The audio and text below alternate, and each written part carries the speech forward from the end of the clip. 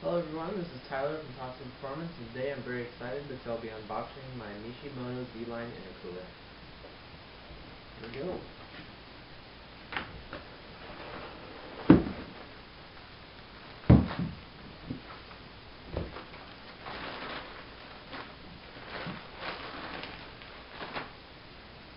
Alrighty, so here it is.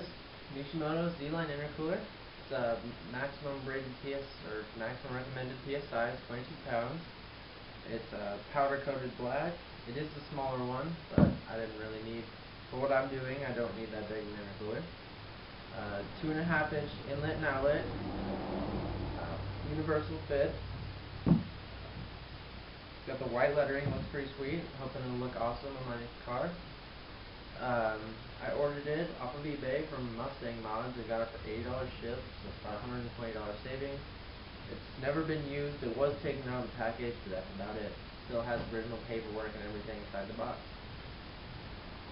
Hope to have it installed early next week when my piping comes in, and there should be a car show video in between this and the install video of that. So thanks for watching, and happy wrenching, everybody.